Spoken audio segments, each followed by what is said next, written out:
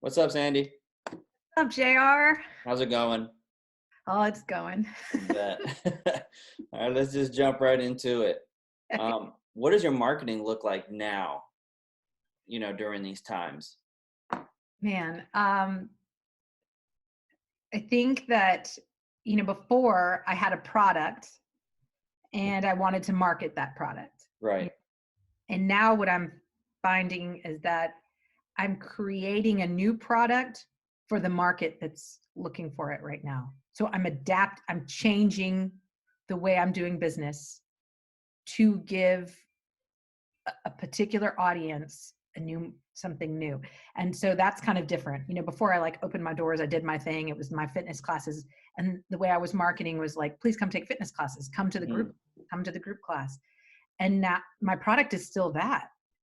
But now I'm like reinventing and doing live streaming classes and creating group on virtual communities mm.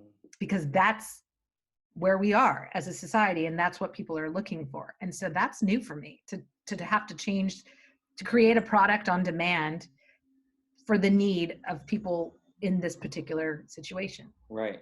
Now, how do you like doing that? How do you like doing that whole, I guess, what's FaceTime? How would you categorize that? Like FaceTime uh, or live streaming workouts? How is that going?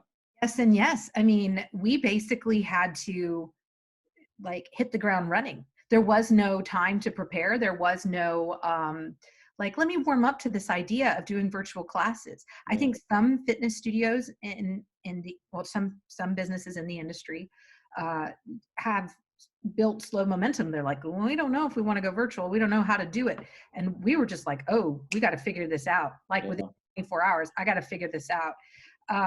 And yes, I've done everything. I'm doing everything, and I've tried everything from a Facebook Live to a YouTube Live to Zoom meetings to Vimeo live stream, like just boom, boom, boom, boom, boom. And I'm accessing third-party providers.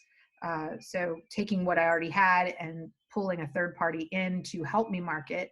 So I'm using, Mind Body Marketing, which was a software provider I already had, Hmm. social media posts and advertisements like normal, but now they say things about streaming, using my social channels, um, really implementing more newsletters and emails to my clients and asking Mm, to distribute. right. That's been beneficial, which is interesting. I think if you don't have a client email list or you never developed an email list ever, Right. I mean, that I'm scared for you. Hopefully you were constantly grabbing email names and you can go back through your Gmails and start putting together some sort of MailChimp or Constant Contact and really communicating with your clients that way. Because what I've discovered, or the silver lining of all of this, is people that had left my studio either because they couldn't afford it or because they moved away, Right. because they just had a life change, like maybe had a baby or something, are Right. able to join in again. And so old clients, former clients are now coming in. In addition, because of, the reach of this Hmm. situation, that it's a global pandemic, right? I'm getting new clients or people that have wanted to try my studio, but were like, you were in Richmond, Virginia, and I live in, Houston, Texas, or I live in Portland, Oregon, or, I'm in Australia. Now those people are logging into our virtual classes and interacting with us. And so That's cool. that, if there was a silver lining, that's maybe been the silver lining, that it's expanded my audience, Yeah. yet kind of shrunk my business at the same time. So I'm hearing adapting, right? It's adapting to it. It's kind of like that sink or swim type of situation. 100%. Um, I really like the fact, can you drill in just a little bit more for me about the newsletters? Because I've seen the Facebook lives, and we know social media is there, and we know social media is a powerful tool, especially when everybody's home, and really that's what they're reaching for. But these newsletters, I really like that. Can you just give me maybe an example of what some of these newsletters say? Well, before I get into that, I think that you have to go back and polish up your website. I think Mm, you created a website and you let it sit there, which most people did, right? Because Yeah, great point. like created a website that said, hey, I have a business, and then that legitimized your business. But maybe you let it just bake there for a while. You never updated your photos. You never updated the content. You never like This is the time, right? right? That happens all the time. Yeah. You got to go there first, update the website, put a message about COVID-19 and how it's changed or how you're addressing it or what you're doing, and then really take off things that are no longer relevant. Like it was no longer relevant to talk about renting space to rehearse or Wow. a party at my studio, or you know, or even to talk about like, hey, this is the drop-in rate or the package rate. Like that no longer applies. I can't bring you in. Sandy, let me stop you real quick. Sorry, because that made so much sense, because I've talked to several clients about just changing the messaging, Mm-hmm. right? That, like to your point, that no longer exists. And I think that's great. And I think people need to really take key to that, regardless of what industry you're in, Mm-hmm. whether it's you're setting appointments or come, if you have a message that says, come visit me, that doesn't apply, right? So you have to change it. That's great. I'm so glad that you even mentioned that. Thank you. Some things I have to go back and do. I have like automated messages that say, hey, when you come to the studio, make sure you park in the back. Like make sure you come through the alley and use our back parking lot. Well, guess what? That message doesn't apply anymore. Right. So little things like that, you've got to go and address immediately. And then I put together the newsletters Okay. and emails that are just straight from me. I give a message at the top that's like, hey, I'm a real human being with a real small business and a real family to feed. And this has affected me too. And thank you so much for staying with me. Here's what I'm doing for you. Now, And what's the frequency of these newsletters? Are you sending them out every day, every other day? sending them out, I don't want to spam, so I send one out every Sunday that talks about the classes that we've booked for the upcoming week, because I'm selling packages that are like, you can take one live stream right now, or you can take it for the full week, and then you buy it again. And so I try to give the week's worth. So if they buy the stream, they can buy it on Monday, and then they get a week's worth. Right. I'm doing like 15 classes in a week in a live stream.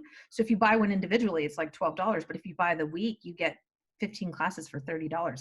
That's a great deal, right? So Yeah. trying to give people encouraging things, saying like, look, I know money is tight for you too. So here's an option. So again, I think the thing about the newsletters is that it's like anything. It's still email. It still goes to someone's inbox. You don't know if they're going to open Sure. it, the frequency of it. So the message is usually something from me that's personal, about how classes are going or just how things are looking at the studio. And then I'm giving the point of sale links again to the website. And then I'm giving the class schedule and saying, here are the classes for you. This week I did a midweek one as well, saying like, hey, you may not have gotten the live stream, but there's still 7 more classes to go. And again, if you are doing an individual class, it's $12, but still 7 classes for 30 is still really great. So kind of reminding people about, I also think that I take that newsletter, because a lot of them like MailChimp and Constant Contact allow you a link, and then I put those on my social channels. So if the people are not getting it in their inbox, they're seeing it one more time. I'm also posting it on my personal site. And then that's opening it up to an outside audience again. Yeah, for sure. I lived in 5 different states, so I have friends everywhere. So people Right. are buying this subscription, and they're my friends, and they're, like I said, one of my girlfriends is in Portland, Oregon, another one is in Kingsville, Texas, and they're like subscribing, and that's amazing for me to connect when I get in. Right. No, that's dope. I like it. If I can give you one suggestion for the emails, is try putting emojis in your subject line. I do Uh, that. yeah, perfect. That helps increase the open rate, especially unique open rates. So if anybody's listening and are planning on thinking about doing a newsletter, it's a great time. Sandy, I appreciate it. I think that's perfect. I think when people are listening to it, they can take away from, getting their website polished, updating the verbiage to what's happening now, and just jumping in the water and doing, either the live streams or just get on social media and start interacting where people are living Yeah. currently, and especially communicating with them as much ways as you can, because they're not able to visit your physical location. Yeah. The other thing that's really great about the internet is you can almost search up anything. So if it doesn't matter what industry you're in, if you're trying to go virtual or trying to find all the things you need, whether it's a new camera or a new microphone or new third-party app to plug into, new way to stream, you can find almost all of that in a Google search. And Yes. so take some time, Google search, join webinars. All these virtual companies are now doing them for free, saying this is because they want new business. So Right. everybody's willing to give you their time right now. But no excuses, really. Excuses, you can do the research, within like a few hours. I mean, it's so funny. I said to friends of mine, I feel like I'm busier now because I'm constantly from one thing to the next, trying to research everything. And, you know, again, like I said, we're doing this virtual live streaming classes now, and that's kind of our focus. Right. But still want to make sure those are the best quality classes you get into, not just for the workout, but like that the audio was good and the video was good and that you were able to interact and that you felt connected, because that's what my business is about, is making connections. And Sure. honestly, JR, at the end of the day, like, this whole pandemic has separated us and divided us, and we're not hardwired for that. No. People need touch and community and hugs and friendship. And so the more you can kind of connect in these virtual ways, that's like, we've got to keep doing it, because I mean, people are experiencing this new traumatic stress disorder from just being at home and going to the refrigerator over and over. No, you're absolutely right, Sandy. I really appreciate it. Thank you so much. I think you dropped a bunch of gems on these people. That's right. Hopefully everybody takes them. Thank you so much. Thank you. Thank you guys for watching. Hopefully this was helpful. Please smash that like button down below. The more likes this video gets, the more YouTube spreads this out for more people can see it. I do want to take the time to thank EMS, all our healthcare nurses, all our sanitation workers, truck drivers, grocery store employees, and everybody else on the front line out there taking care of us and our families.